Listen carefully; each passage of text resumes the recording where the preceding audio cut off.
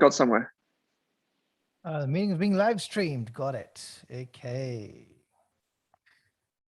Let's find out what happens. Alrighty.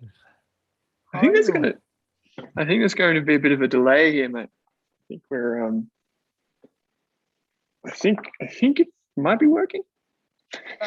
Is there a way to? Well, there's a URL, right? Let's check the URL. Oh, I can hear it. Oh, I'm watching myself. There we go. So it's working. We're live. We're live. I can see you. Oh. You can see me. Technology, hey, man. Who would have thought of this streaming stuff so long ago? Some people. Kate says she can hear us. Alrighty, Kate. Alrighty. So, Dr. Anirban Mahanti, are you Seven Investing. How you going? I'm great. I was going to ask, are we streaming the video or just the audio? Both. Alrighty. So I've got a shirt on for the video. You look good. Yeah. Me, however, you can't see I'm in a Mickey Mouse t-shirt, which is my Friday best, to be honest. So, how are you going? I'm doing great. How are you? Very good, mate. Very good. The way we usually start these shows is I ask you what you've been working on lately. So how about we start with that? And then if anyone's watching us or listening to us on a live stream on YouTube, you can say g'day. You can even ask us some questions if you want. And yeah, let's get the ball rolling, mate. What have you been working on? Oh, well, it's getting close to the first of the month, right? So almost 17th. So working on recommendations, locked in a recommendation, going to do a presentation for it tomorrow. And then we'll see. Whether can you give us anything, or is it too early? Let me see what I can do. Okay, so let's call it a very interesting company, as all my recommendations are. This time I'm going small, actually. I'm going small. Okay. Smaller than let's say my last rate. How's that for a clue? Okay, smaller than the last one. Okay, so if you followed Doc's research, you will know what is smaller than that number. So I loved last month's pick. I won't give too much away, but it's a good one. And it's a promising thematic which underlies that company. So I was very happy to see you recommend it. And I think we can probably leave it there. So outside of that, I noticed that you interviewed Danielle Ekiva. Yes. Ekiva. Yes. It was fantastic. Lovely chatting with her. She has like decades of experience, right? So it, kind of makes me feel like, okay, maybe my experience is not that much. And, but what, she has these beautiful stories that she can tell, and bundles all this experience, talks about her books and things like that. It does all of this with so much, humility, and, like no gloating, no nothing, just, very straight talking. So I actually enjoyed the conversation. I thought our wavelengths were very similar, which I really enjoyed. Many of us thinking, the way we think about some of these things as is very similar. Plus, if people have not read her book, the Shareaplicity 2, then the first chapter is called Ford versus Tesla. And who won? So, well, let's say you should read the chapter. And there's a beautiful story about why this chapter is called that, which relates to the previous book. So, again, I would say, when that podcast comes out on the 23rd, it's a Seven Investing podcast, but I'd say that, people should tune into it. And if nothing, they will learn a fair bit from it. And it was a very enjoyable conversation. Let's put it that way. How does it work with the Seven Investing podcast? Do you source your own guests, and do you try and make them Australian centric, or are you picking anyone? No, so I pick people that I find interesting, and I just reach out to them. Many people say no. So I Many people reached, say no. he's saying, also people say no. Well, famous people say no. So I reached out to Gene Munster at Loop Ventures, right? And what is really cool though, and I'll say this because this is really cool, is they actually replied.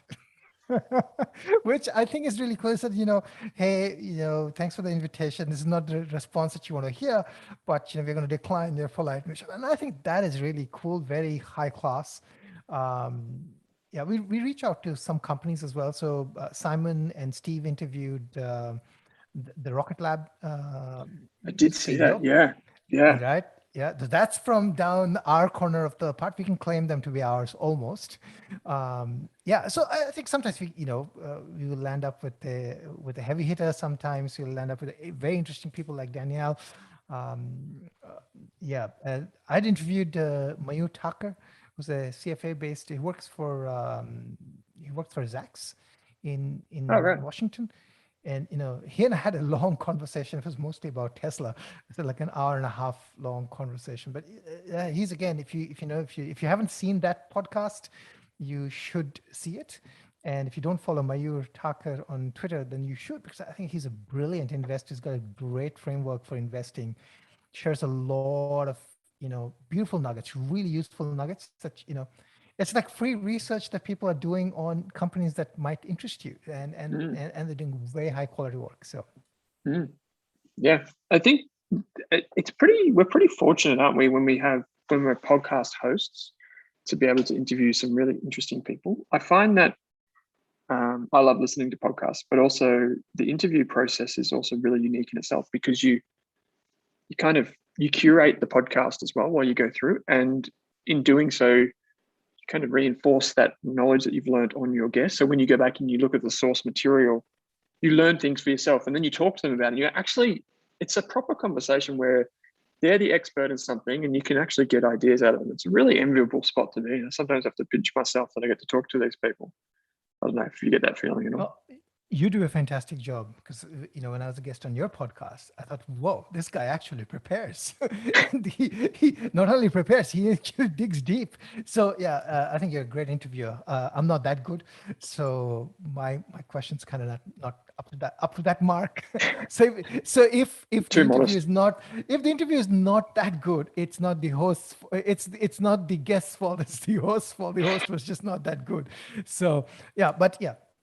Interviews are really fun. It's really an opportunity to meet new people too. Like, people that, I had never spoken with Danielle before. So this is a great opportunity.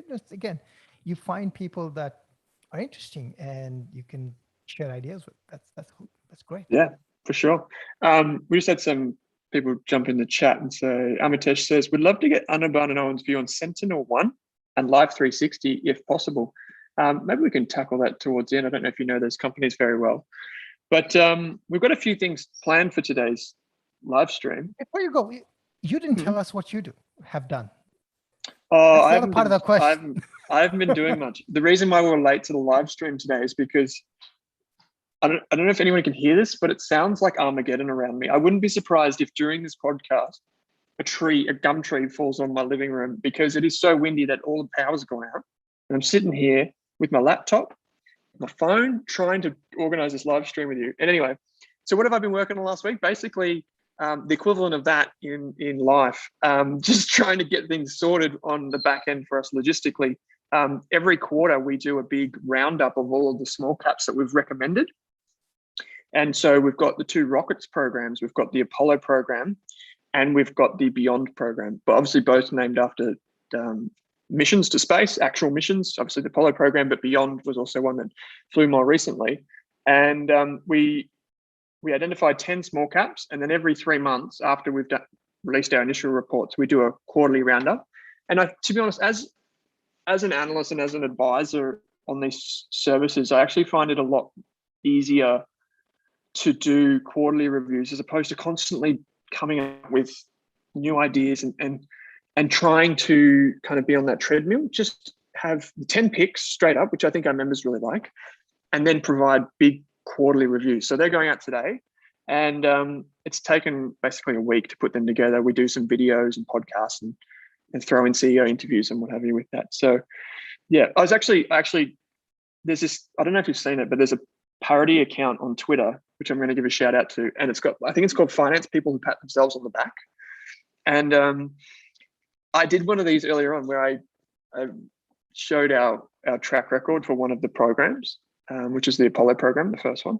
And the average return on our Apollo program, that's just a mean average return, which I know it's not, whatever, was 155% in 15 months. And that's just brilliant, right? Yeah, I mean, that's pretty good, right? That's not just pretty good, that's excellent. Yeah. And the thing is, I always say to our members that I'm not one to gloat and to boast about it, but because I don't think that track records necessarily, at least very short ones, that's only 15 months. It's pretty much, in my opinion, it's who knows, like that's more luck than skill in that. But I often find that when it comes to messaging around track records is probably more important than the actual track record itself. So I always say that performance is kind of passing or transient, and process is permanent. So if you buy into the process, that's the thing that you should be marrying yourself to, not the past performance. And I'm just really lucky. We've had some really good outliers and we've had some really bad companies. So I can tell you one of the ones that didn't go really well, which was QuickFee. So ASX listed QFE is the ticker code, and that's it's basically a tiny payments company, like a gateways company that does loan origination and that type of thing for US accounting firms and law firms. That's down 70%. So I don't know if you feel this, but when you have these membership services, it's really hard to stomach those big losses. Not from an intellectual perspective, but from your members' perspective, because you kind of feel like you let them down. And so that's kind of what I dwell on anyway. But off to a good start. Would rather have runs on the board than not have runs on the board. But that's what I've been working on, and it's been exciting. So, and hey, who doesn't love space? Space is taking off. I was actually saying to someone, here's a question for you. If you were 18 again and you've just come out of high school and you've got a really good score from your high school, would you consider studying something adjacent to the space economy and that type of thing? Yeah, I think robotics and space would be definitely interesting. I think that those are the things that have very high value right now. So a lot of engineering kids are going to be learning space and robotics. I think robotics is really cool as well. Robotics and space. I think they both sort of go hand in hand in many ways. So yeah, they'll be hard to get in as well. Yeah, they'll be the most competitive ones. Oh yeah, but for example, for those that don't know, Inspiration 4 launched this week, which is it's a SpaceX mission, which has 4 civilians, although 2 of them are qualified pilots and very well advanced in that respect. But yeah, it's a 3-day mission around the world. 3 times, and it went up this week, and there's a Netflix doco with it. And we talked last month the month before about Virgin Galactic and then Blue Origin. I just feel there's been a serious step change in terms of the awareness of what's going on in space. I feel like over the past 1 to 2 years, and I think that's really exciting. So if I was a young person looking for a job in a really exciting industry, competitive as you say, I might be looking at something like that, because I'm thinking of tailwinds, and that's a pretty big structural tailwind. I know you guys cover a lot of this at 7 Investing, so I'm not reinventing the wheel here, but yeah, fascinating stuff. Okay, mate. So we've got some topics. We did a survey. I did a survey, I don't know if you saw it, but I did a survey in the live chat. And the survey was, which stocks do you want us to talk about today? And I gave 4 options. I said Apple was the first one, Apple was the second one, Apple was the third one, and Apple was the 4th one. And surprisingly, Apple won with a vote of 67%. So that fantastic result. So it looks like we're going to talk about Apple for a minute. Surprise, surprise. And mate, I might throw it over to you because you had this tweet out where you talked about some of the products and kind of what it actually means longer term. So I'll just throw it over to you. Yeah, so like this was the what I call the S launch, right? So the 12 was sort of the main launch that happened, I think, last year, and then this was sort of, now they've sort of gotten rid of the S nomenclature, but it's now called the iPhone 13. Now I looked at the lineup and said, nothing really special, significant enough that, even a crazy person like me is going to, want to get the iPhone 13. So I'm not getting the iPhone 13. And even the watch, 20% more real estate and stuff like that. Last year had the, the sort of the oxygen saturation level measurements and things like that, altimeter and things like that. There's nothing really big this year, right? They've got some fitness plus things. So, but, this might make people think, wow, it's all very incremental, new screen, new color, new, aluminum, steel, whatever, right? A slightly longer battery. But that's the beauty of the Apple business right now, right? The beauty of the business is, if you think about the install base of iPhones alone are over 1 billion. Typically let's say people keep them for 4 to 5 years. If you assume 4 years, you're looking at 250 million units that need replacement. Right. So somebody on an iPhone 8 or 8S or whatever it is probably going to look to upgrade, right? And the 13 is just going to be fine for them. Somebody's going to get the iPhone mini because they like the smaller, they don't want the bigger phone. They're going to get the iPhone 13 mini. So they're going to sell 250 million odd just because of the replacement cycle. And then they're going to probably sell some to switchers, right? So they're easily going to be selling somewhere in that range. That's for most businesses, that will be like, okay, they will take that, or they will take 1/10 of that any day, right? So that's great. Then there's all these things, they showed like, Tom Hanks and Jon Stewart is coming back to Apple TV Plus. Why is Apple doing Apple TV Plus? Well, the answer to the question is, why shouldn't Apple do Apple TV Plus? And the reason I say that is important is, think about watch, right? When the Apple Watch came out, Fitbit was ruling the world. Today, Fitbit is a small peg in the big hole called Google, right? And it almost died had it not been acquired by Google. So the thing is that when Apple goes into something and it can succeed, it can actually, basically be the winner, even if it's starting second or, starting later, because it has that ability. So TV Plus, again, it's worthwhile for them to pump and, have their strategy and iterate over that strategy. And if they win, or if they do well, A, that's going to help other people get into the ecosystem. B, it's going to be bad news for standalone streaming services, right? I wouldn't want to be a Netflix if Apple is successful, right? Because, Netflix has to worry about churn and net ads. Apple doesn't, because it doesn't even have to talk about it, right? It's a sideshow for them until it is no longer a sideshow, in which case they're going to talk about it. This business is a $10 billion business growing at, 50%, like they talk about wearables. So I think that's the beauty of Apple. And at some point, they're going to release something with AR, VR.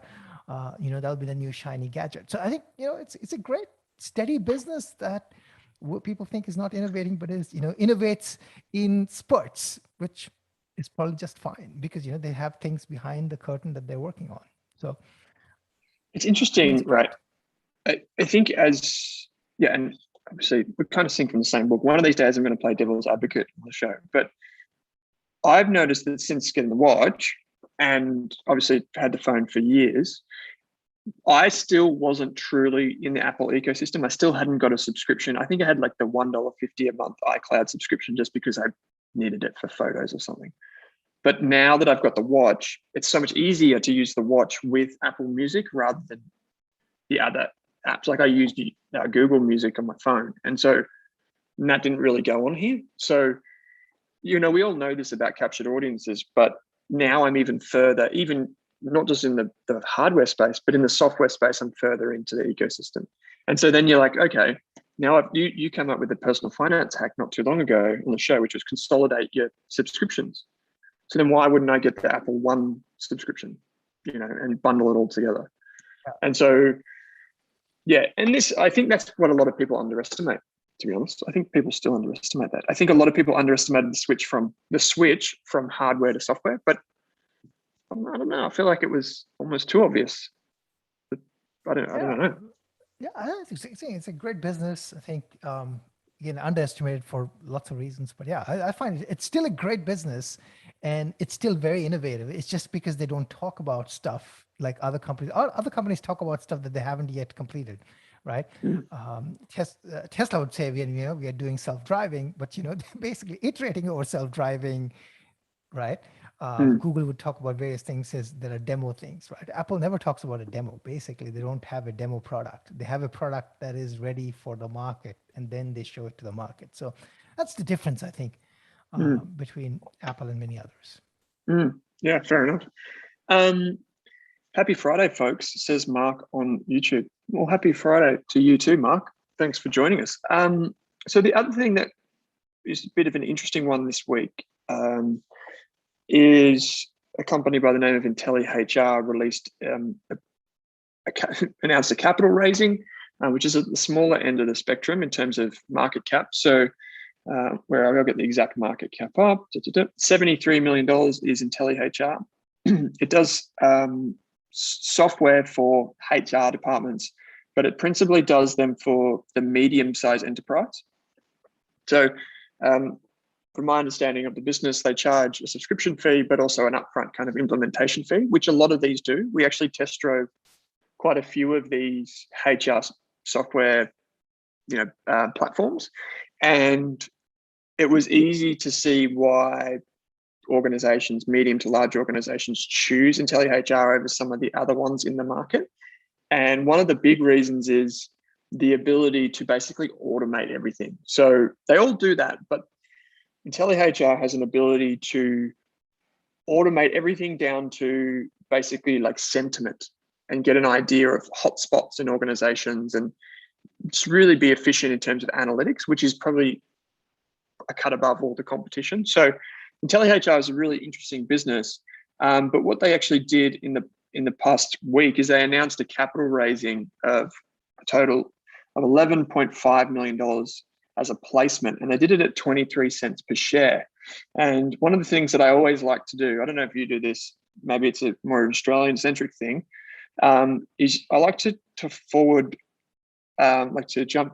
to the section where it's got at what discount it was done at. So it says here in the announcement, it says IntelliHR will issue approximately 50 million new shares to raise new capital of 11.5 million Aussie at an issue price of 23 cents per share.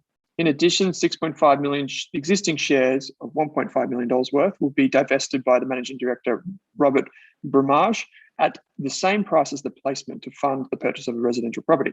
But then the placement price represents a 20.7% discount to the last close price and a 17.2% discount to the 30-day VWAP. So volume weighted average price. So a 17% discount. I guess the hard thing is that unless shareholders like retail shareholders like us, for example, are invited to join, it actually has a dilutionary impact on the business. And that kind of leaves a big sour taste in my mouth. I think you've talked about this at length, but ideally we want to see companies do more in terms of being shareholder friendly. We understand that it's cheaper for these companies to do institutional placements. It's quicker, it's cheaper, but at the same time, if you own the local bakery and the guy who owns most of the shares announced, we're just going to go down to Jeffrey down the street here and he's going to buy 20% of the company. That's it. You wouldn't be very happy. And so, IntelliHR relies on, my understanding is it relies on effective capital markets basically to help it grow.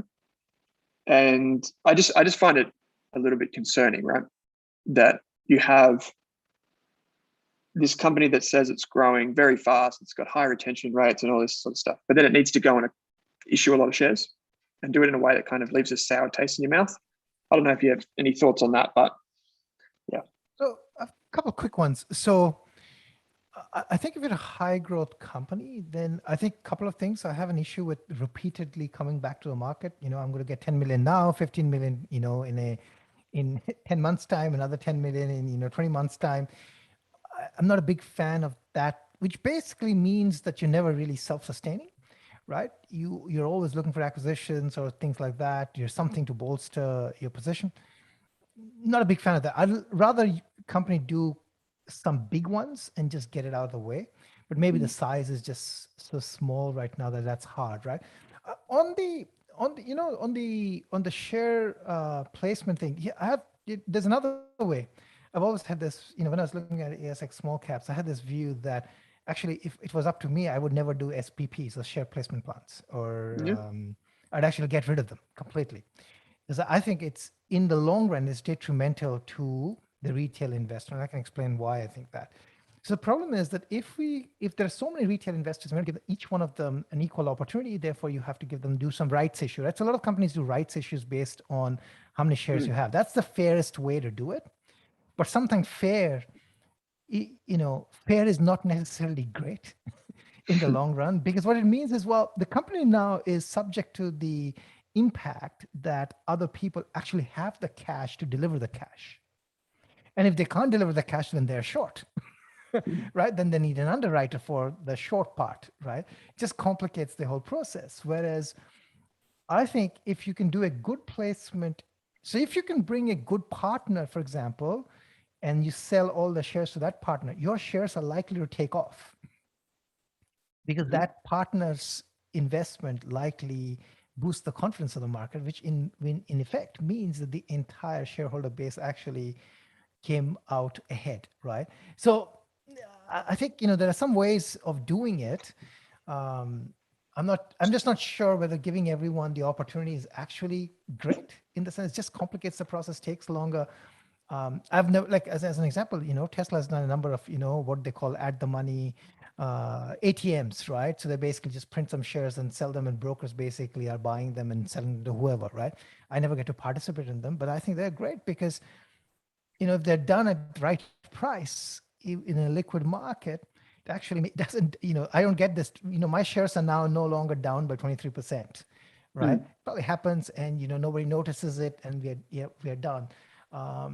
So I think, you can make an argument either way, and it's just for the heck of making an argument.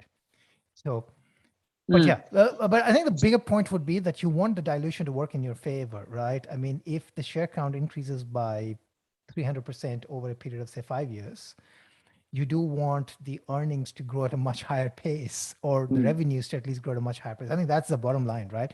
If the earnings grew by 1,000%, revenue grew by 1,000%, and the share count went up by 300%, it probably is okay, not a problem, right? So, you would say that then less, fewer distractions for the management team, capital raise as institutional or whatever, and you can always, as a retail shareholder, you can just buy more shares on the market.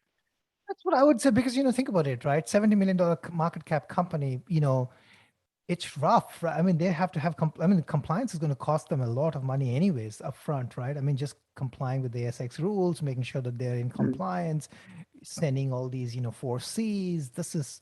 That's a lot of work.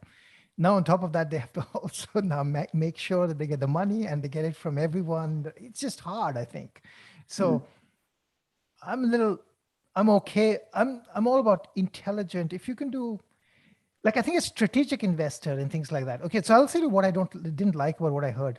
I didn't like the fact that one of the key stakeholders is actually selling their shares while they're raising that kind of money in the market, right? That doesn't give me that kind of confidence. Right. Again, there is a good reason behind it, that, I want to buy a house, which is a pretty legitimate reason, but yeah. Yeah, fair enough. I think it's more, for me, it's a long time been a principle thing too, because for such a long time, financial markets have kind of thrown away with the retail investor, or done away with them, and at their expense, which, as you say, logically, it probably makes sense to make it as efficient as possible, and then let them buy on market. But the opportunity, at least if you do, say, $10 million as an insto placement, and then you have $1.5 million with an SPP that's underwritten, there's not that much to lose, because a lead manager of that ilk shouldn't be too phased about $1.5 million through their network or through their own accounts. So I get where you're coming from. I guess the thing is too, it costs money. So and every time they go to the market, it costs money. But yeah, I mean, there's a lot to like about Intelli. From what there's some great write-ups. I think Claude from A Rich Life just did one as well, which you can head to arichlife.com.au to find out more. But yeah, it's an interesting business to keep an eye on. It says it's growing really fast in terms of organic growth. It's growing overseas as well. So interesting business, pretty competitive market. But yeah, just a capital raising. I thought I'd get your insights on it. So good to know. There is some talking points that we have here before we get to some questions, maybe, which was I wanted to you mentioned you wanted to talk about a topic which is interesting, which is but what we could do in the interest of time, though, we could pick maybe only one of the topics, right? And then we could answer the questions, because the questions probably are important. Well, what do you think? Yeah, sure. Let's do it. Okay. Let's save the one that we've got about picking winners in industries. Maybe we'll do that one next week. Maybe this week, this would be a bit of fun. So I challenged you before we came on air, and I wrote it in our notes here. I said, if you could pick only 3 factors, whether they're stock ratios, numbers, profit lines, I know you're a big fan of dollar-based net retention, checklists, if you have a checklist for your investing, to build a stock portfolio, you can only pick 3. Which 3 factors would you use to build your portfolio, and why? Yeah, this is a tough one, right? Maybe we'll do one each at a time. So you go, I go, you go, I go, you go. Okay. Maximum, we'll say maximum 90 seconds on each one for the interest of time. Well, so the number one is I look at revenue growth. Actually, yeah. Well, actually, can I take that back? Okay. I'll make it. I'll rewind that. I'll actually look at gross profit growth. Ooh, gross profit growth. Okay. Yeah, so the growth of gross profit over time. Okay. That'll be my number one metric that I'd look at. And you're looking at absolute dollars? Well, just the growth rate. Yeah, the absolute dollars and the growth rate, but I'm looking at the growth rate. So I want that growth rate to be high. And yeah, I mean, the problem with the absolute dollar is that you'd want to look at that relative to something else, right? Because the question says you can only look at one. I'm looking at the rate.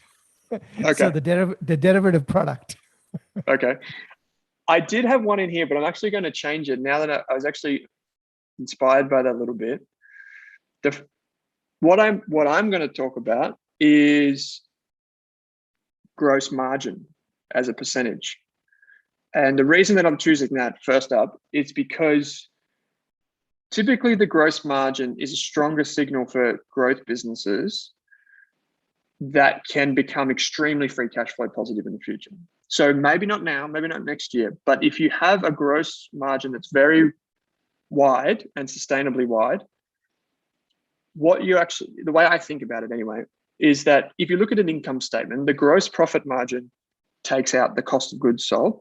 The way I think about those are the unavoidable costs. So if we've got a wide margin after unavoidable costs, typically the other stuff that's further down is not necessarily 100% variable, but a lot of it is variable. Those expenses like marketing, et cetera, et cetera, et cetera, that's further down. So the gross margin is probably the one that I would take first as a percentage. So I don't mean to copy you. I think we're going to have a few differences now, but I'll throw it back to you for number 2. Okay. So the next thing I'll look at, so I'm looking at gross profit growth. I'll look at basically the operating expenditure growth as well.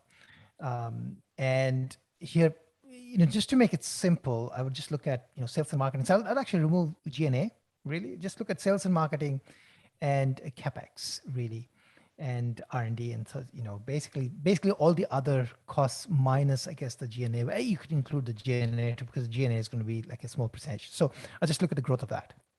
Okay. And so for US companies, we often see a lot of R&D. Are you looking at that line item within operating expenditure? No. So basically what I'm trying to look for is I'm just trying to look at whether the gross profit is growing faster than the operating expenses effectively. And I want to see that basically I'm looking for operating leverage. So if there's operating leverage, I could have just said that I'm looking for operating leverage, but okay. Yeah. So I want to see the your OpEx grow as well, because well, you can invest zero into the business and that's fine, but then your business is eventually not going to grow. But you want that number to grow, but you want to grow it at a pace that is slower than the gross profit growth. Okay, interesting.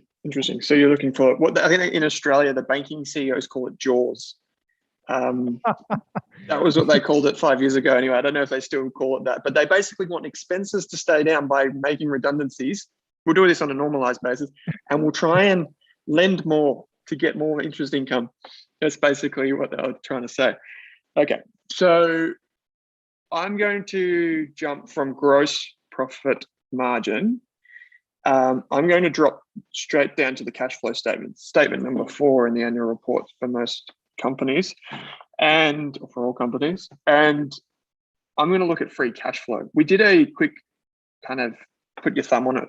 I think it was last week or the week before, where we just took operating cash flow, net operating cash flow, or net cash flows from operations. And then you take away any capex on the income, on the cash flow statement. So things like property, plant and equipment, maybe even investment in intangibles. And even, and this is a shout out to Lachlan, who's on Twitter, probably watching this, which is leases. The new accounting standards brings in leases. So you might want to look at some of the leases there as well to determine if you believe, if those are going to be recurring, subtract them.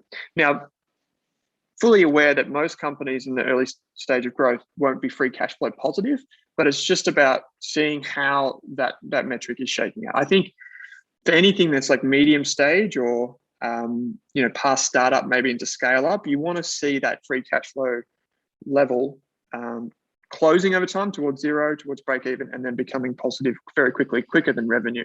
So free cash flow would be my number 2. Alrighty, okay, I like that. Yeah, actually, thus far we're very similar. We're looking at different metrics, but kind of similar metrics. Okay, the last thing I would look at is just the absolute increase in share count over time. And this has caught me out a number of times. Everything looks good except that the share count is also growing. So the market cap keeps growing, but my share price does not actually grow. So I look at share count. Yeah, and do you tend to look at that over 3 years, 5 years? Are you looking at over as long as possible? Or? Yeah, no, I just try to eyeball. So like, of course, when a company is before IPO, the share count is low. Then the IPO, the share count is sometimes doubles, triples, whatever, right? And then, there are secondaries and things like that. There are placements that happen, right? I just want to look at the general cadence. Like, I don't want to be in a place where, we just talked about IntelliHR, right? I mean, if you keep adding a lot of shares, then you better really have very high, gross profit growth, right? Otherwise, you're going to be, if you dilute by 10%, you better have 30, 40, 50% growth in the gross profit area. Otherwise, you're going to be in trouble. You're not going to be in trouble. You're going to have a large empire. It's just the shareholders are not going to make enough money. So, yeah, I think it's hard because we've only got 3. They've given us an artificial limit of 3 factors to consider. I like it. Yeah, it forces us to have conviction. I know in some fund manager stock pitches, what they force analysts to do is only have a buy or a sell rating, even though that's not a perfect world. It's just to force them to have an opinion on something and to show conviction one way or the other. That would just be behind closed doors, and this is not necessarily something they invest in for investors, but it's just an interesting way to kind of see what's important to people. Okay, so my number 3, which is similar to yours, is I've gone from the income statement to the cash flow statement. Now I'm going to the balance sheet, and I'm going to look at cash versus debt, just in absolute terms, the amount of cash versus the amount of debt. And this is similar to yours, because if a company is growing, you want to know how it's funding that. So what cash versus debt tells you, it's such a simple thing. Just look at the top of the balance sheet and then go down about 2/3 of the way down for the interest-bearing debt or whatever you want to call it. But what it shows you is basically the financial leverage, but also the legacy of capital allocation. So if a company has a lot of debt today, why did it choose to use debt? You want to go and find the answer to that. Or why did it choose debt over cash? Does it not have enough cash? And then that leads on to your point about share count. But a good way to think about this would just, and we've brought this up before, is just to look at a company like CSL. It's got lots of debt today. 10 years ago, had bugger all. And so why does it have so much debt today? And then maybe you can trace that back to incentives and whatever. But that would probably be a very simple metric. And on the, that's kind of like the risk off side. On the risk on side, what actually a good cash balance does, Apple's a good example. It's got lots of debt, but it's got lots of cash, is you can have optionality in your business because the balance sheet gives you flexibility. Facebook has this, all the big names has this. I love this one. I'm just, I was going to pound my table saying I didn't think about this because this is something I have been complaining about a lot. This is a great example, right? So you said Apple. We had a bunch of businesses here on the ASX that had to raise cash. So a great example is Cochlear. Cochlear had to raise cash. It had to go to the market to pay a fine. That is the most bizarre thing that I've seen. The other bizarre thing that I've seen is NAB goes to the market to raise cash so that it can pay dividend. That is completely bizarre. And then the other, these, in these two cases, I guess the market has been forgiving. So the stock didn't take a pounding, and there were enough buyers out there to take up those shares so that they could pay the fine and they could pay the dividend. But guess what happened to Flight Center, right? And Webjet. Yeah. So if you run a business on too low a cash balance, and this is called like hyper optimization, right? And I'm going to pay the dividends out with franking and hallelujah, everybody's going to be happy, right? Well, when the once in a millennium something strikes, you are going to be toast. You're going to be in a really hard place. A company like Booking.com didn't have any problems. They went to the debt market, raised debt at effectively zero interest rates because they had billions of cash, tens of billions of dollars of cash on the book. And I think, the coronavirus situation really gave me another sort of eye-opening, examples of just how important cash is. And it might seem like the cash is sitting there doing nothing, but gosh, if you can close your shop and still nothing happens to your shop, that is a good position to be in. That's the business I want to own because, hey, that's just safety. For sure it is. And it's probably one that for all of our complicated theories and models and strategies and formulas, just how much cash is in the bank is such a powerful thing. And it's still just so important to so many companies. Okay, so just to make this quick, right? So in the big travel companies, right? So Webjet raised money, Flight Center raised money, but corporate travel's position was slightly better, so they didn't have to be as dilutive in to go to the market, right? And a small company called Circle, they had the backing of Booking and things like that. So they basically just navigated this. Okay, they didn't have much of a problem really, right? So I think it's interesting how cash can be or may not be, useful, but in most instances, they're really like the lifesaver. Absolutely. Okay, so we've just got some questions come through. We've got one from Mark, which we'll try and tackle really quickly. And Mark says, "This is great, folks. Would be good maybe for the next show to talk about factors for investors looking at ETFs." So factors. I think what Mark might mean is maybe as in how to pick an ETF, like a checklist. Mark, we've got heaps of content on this, but ETFs, in a sense, in Australia at least, now are pretty well regulated. So in the past, they were kind of a new age thing, but I think the coronavirus kind of crash, if you like, proved that the market making and basically the companies that underwrite the process of an ETF are pretty resilient these days. So especially from the big ETF providers, there's like 6 big ones.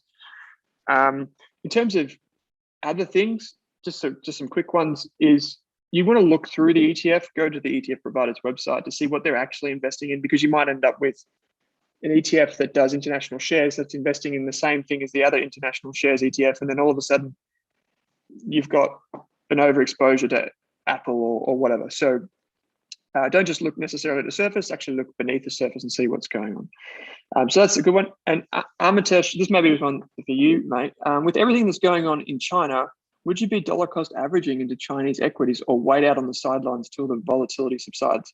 So we can't obviously give anyone specific advice, just full disclosure. We're just just chewing it and talking about investing generally.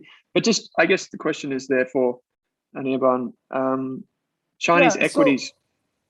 So there's a public facing article available on some of my views on how to, so that you can, if you go to 7investing.com and look for this article, I forgot the name of it, but I talked about Alibaba as an example, and so there's a lot of nuance here of what's going on in terms of the tech crackdown. Some of that is about market misuse. Some of that is not necessarily targeted the way people think it is.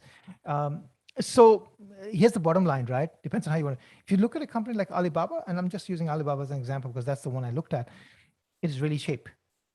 It is like cheap.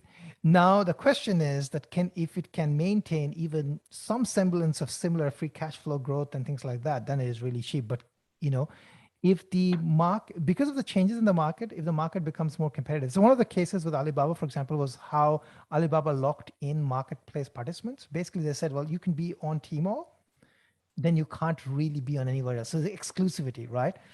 Well, that, and if you think about a marketplace, the more buyers, the more sellers, this kind of can feed in, right? But from a seller's point of view, they would like to be on JD.com. They would like to be on Tmall. They would like to be in every place because you want to increase exposure. But that is not in Alibaba's interest. So this is just an example of issues. And it's not that Alibaba is the only one who does exclusive things, but the Chinese government is basically saying you can't kind of do that. So again, if you think about the competitive landscape and so on, then, and if you're willing to tolerate volatility, maybe this is I personally don't have any China exposure right now. That's just me neither. Yeah. But some of those stocks are great companies selling at great prices if you believe that the long-term future. So it really depends on you as to how your tolerance for volatility and your views on how the market is going to shape up. Just quickly, was the article about 7 or 8 days ago, the China tech crackdown, is it a buying opportunity? Is that the article? Does it talk about Alibaba and DD? Yeah. Yeah. Does it have the Great Wall of China as a picture there? Yeah, it does. Yeah. Yeah. So then that is the article. Yes. Yeah. Cool. There's the articles there. It'll be available in the show notes for anyone that listens to this back. But yeah, that's really interesting. I actually just spoke to Charlie Aiken, who's from AIM Funds, and he's been divesting China for about 2 years now, although he still owns a small part of Tencent at the time of recording it anyway. So that was really interesting. And good question from Amitesh there. I don't have any exposure to it either, but it's just it's an interesting market, and I fully agree with you that unless you have some special insight into how geopolitics plays out and how the CCP, tackles some of the big issues with tech, yeah. I mean, you've got to make that trade-off yourself. I'm quite comfortable, to be honest, having Australian equities and US equities that may or may not have some indirect exposure to China, and they can manage that on a case-by-case basis. But for me, I just don't need to. So I'm not in a rush necessarily. So just quickly to Owen's point, I think, if you buy like a consumer goods company, typically they would have China exposure. So that, I mean, if you're buying, for example, I don't know, Treasury Wine used to have China exposure until they didn't, but yep. A2 Milk used to have a lot of China, still has a lot of China exposure. So those are examples. If you have Nike, people are wearing Nike shoes in China. So you'd have a lot of China exposure indirectly. That's a great point, actually, something to keep in mind. The world famous Apple also has exposure to China and actually is growing very quickly there as of the last quarter. So yeah. We all know what happens though when you still need to pick good quality companies if you do this, because as we know, A2 Milk, not to say it's a bad quality company, maybe that's the wrong introduction to this segue to this company, but it's down 67% in a year. So that's wait what for it to get acquired. And then on the other side, we've got Treasury Wines, which has divested its Chinese business, or just discontinued it, we should say, and now it's up 35% in a year. So I mean, yeah. It can ebb and flow, and that's probably your trade-off. You've got to make that assessment yourself. Maybe in the next 12 months it's the opposite direction, but it's a pretty complicated situation right now, at least geopolitically. So personally, I don't have any special insight there. Okay, so we'll just come to the closing remarks here, mate. I've just got a personal finance hack that I can just throw out there, which is something that I talked about with mortgage broker Chris Bates and Kate Campbell on the Australian Finance podcast this week, which is basically just using equity to use that to buy into the stock market. So a lot of people don't know that if you have a lot of equity in your house, you can't just have a little bit, you need a lot of equity in your house, because the banks adjust it based on what is reasonable for the current value of the house. You can typically only borrow up to, say, 80% loan to value ratio. So you have to have less than that in order to get any equity out to then invest in the stock market. But you can do that. People don't really think about that. Some people weigh up selling a house to then go invest in the stock market, but then you have to rent. And then you would want to compare that to the interest cost of, having your mortgage. So obviously there are risks involved with using leverage to buy shares, I would never advocate for things like margin lending or anything like that. But if you are going to use any form of debt, a line of credit against a home is often the cheapest form. So that's something you can talk to your financial advisor about. And it's a personal finance hack that I can bring out today. I actually had a bit of a rave and a rant about this on Twitter the other day, how much money has been soaked up by my housemate, as in my house. And I'm saying it to you, my house, how much money has been thrown into it. And I'm sure it's gone up in value, but when you see the performance of some of your investments in the stock market, you think, wait, what's going on upstairs here? Do I need to rewire something? I don't want to turn this podcast into another hour long, but that's my biggest rant has always been that property doesn't have to be that expensive, because property being expensive means it just takes away from everything else, right? It takes away from your spending, it takes away from your investing in the stock market, for what? An asset that, you're going to live in until you hopefully, or at some point you die, and then somebody else gets the money, right? It's kind of not very useful. So, I'm not a big fan of that. That's fair enough. Okay, so we did actually have a question earlier on about Sentinel-1. I don't know if you have any thoughts about that company, mate, or if you can share anything. But that was I have never looked at it, so. Yeah. So NYSES. Maybe next week we can have a look at that one. For you, Amitesh. But the other one was Life360, which is an Australian business not Australian business, but it's involved in kind of, how do I put this? Parents download the app and they can track their children. And then there's a whole range of applications that are now being bolted into that ecosystem. It was made famous by some TikTok remarks. So basically went famous for all the reasons that you wouldn't want your company to go famous for, but then that spurred on heaps of use, which brought down the customer acquisition cost. It's really interesting business transitioning its revenue models in terms of different packages and the like. A lot of competition in the space, but it definitely seems to be one of the biggest players. So interesting business. Life360 is on the ASX under the ticker code 360. If you have anything to share with us, Amitesh, happy for you to just write into us and just tell us what you like about it, and maybe we can respond to you next week on the show. But yeah, Sentinel-1. It's the first I've heard of it too, so apologies we can't give you any more information there. All right, mate, this was our first live session.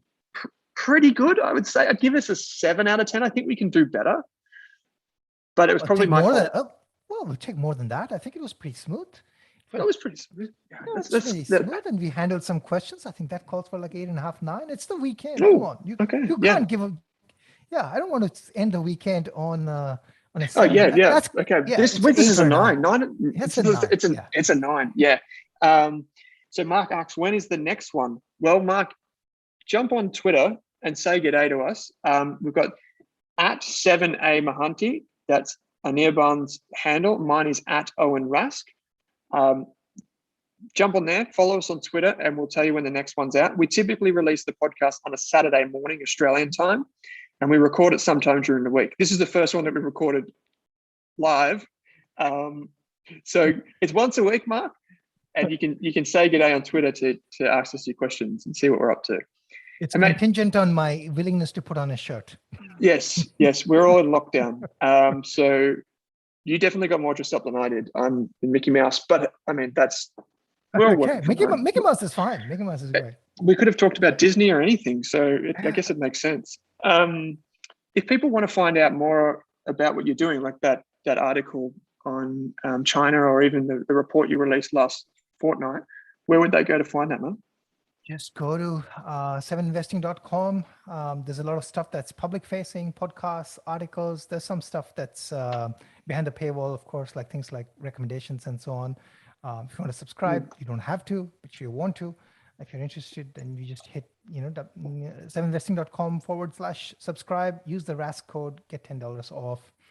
As I say, you don't have to if you're not into it. But yeah, there's a lot of good stuff out there that we put out just for educational purposes, that, podcasts and things like that, articles. Yeah. I still haven't listened to the interview with Rocket Lab founder Peter Beck. Please, people should. That's a good one to listen to. Yeah, I just put a link in the comments on YouTube. If you are watching us on YouTube, or if you're not watching us on YouTube, keep an eye on our Twitter accounts, because if we do this again, we want to see you there. Today was a test run for us just to get a handle on it. But you'll find all the details to join 7 Investing in the episode description, no matter where you are, and you can find more about what we're doing at Rask and the Rockets programs at www.rask.com.au, and you'll see a tab there that says subscriptions if you want to join. Wonderful, mate. Absolute pleasure as always. Well, the pleasure is always mine. Okay, now I've just got to work out how to turn this thing off. So let's give it a crack. Thank you everyone for joining, and yeah, we loved your comments and all of that. So join us again next week on the Australian Investors Podcast. Okay, I think we've